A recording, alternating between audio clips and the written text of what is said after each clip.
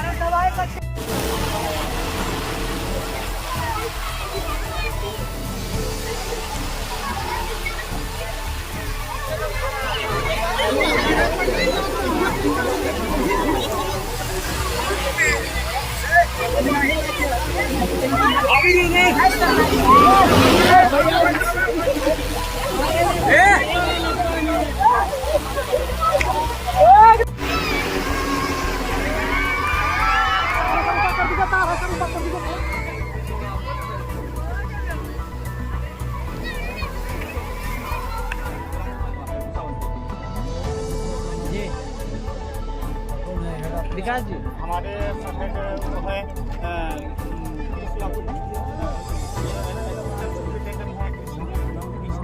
नाम नंबर आप अपना बता दीजिए। मेरा नाम शशि सिंह।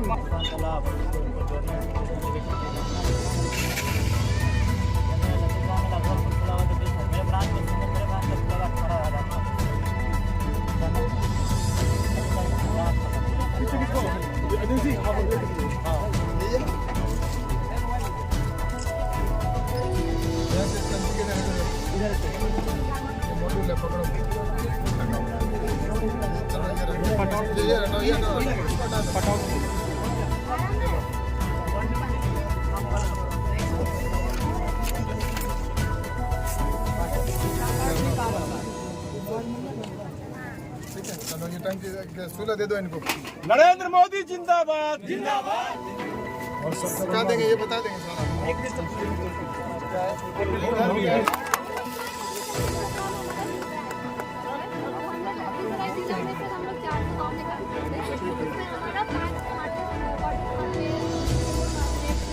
सर ये बिना मिट्टी का है सर, ये वाला जो सैपलिंग्स दिख रहा है, कोई भी सैपलिंग्स को उठा लेंगे तो इसमें बिना मिट्टी का है, इसमें सिर्फ कोकोपीट है।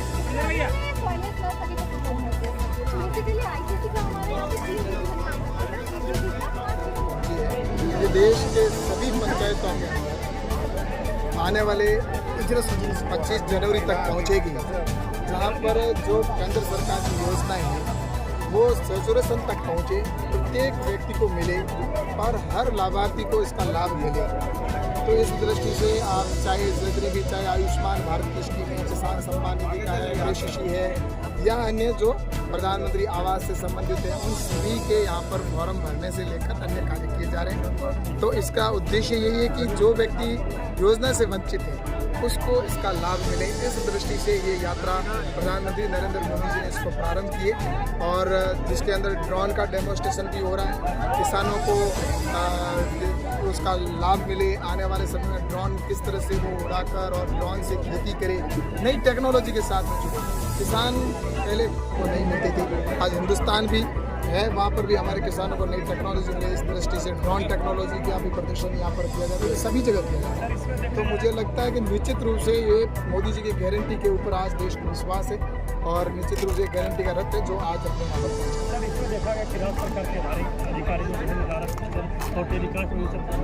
ऐसा है कि ये बिहार के अंदर जो सरकार है वो आने वाले समय के अंदर राजस्थान की सरकार जिस तरह से गई है वैसे ही जाएगी, क्योंकि उन्होंने भी ऐसा ही किया था कि उन्होंने केंद्र सरकार की योजना को नीचे तक पहुंचने से रोका गया था। गरीबों के लिए जो योजनाएं थी वो नीचे तक नहीं पहुंचने दी थी और उसका आक्रोश था।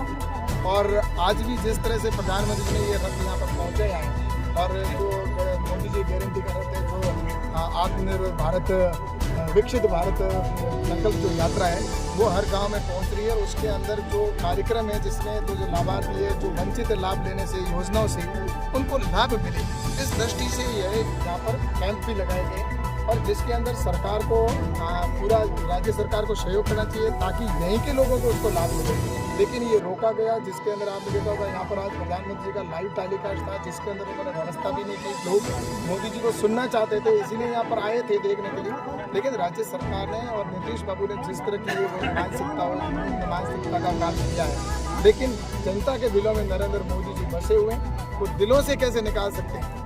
इसलिए मैं आपसे कहना चाहता हूं कि ये जिस तरह से राजस्थान के अंदर जो सरकार जैसे गई है, जिस नीति के ऊपर चली वही नीति यहाँ पर नीतीश बाबू चला रहे हैं। लेकिन आने वाले समय के अंदर राजस्थान के अंदर जिस तरह से सरकार थी वैसे ही ये अगर इस तरह से करते रहे आने वाले सरकार यहाँ भी आने वाले वक्त में भारतीय जनता पार्टी की सरकार आएगी और ये सरकार निश्चित रूप से जाएगी क्योंकि जनता के दिलों में मोदी जी। आज हमारे केंद्रीय कृषि राज्य मंत्री जी सारे विषय को रखे हैं और बिहार की जनता को केंद्र सरकार की तमाम योजनाओं का लाभ मिले, केंद्र की योजना उनके घर तक पहुंचकर उनसे फॉर्म भराकर वंचित लोगों तक पहुंचाने का कार्य किया जा रहा है। लेकिन राज्य सरकार की छोटे हृदय और संकीर्ण मानसिकता और प्रधानमंत्री का नाम नहीं हो, इसके चलते जो व्यवधान उत्पन्न कर रहा है ये दुर्भाग्यपूर्ण है और इस तरह से बिहार के लोगों के साथ सौतेला व्यवहार राज्य सरकार का कतई उचित नहीं है।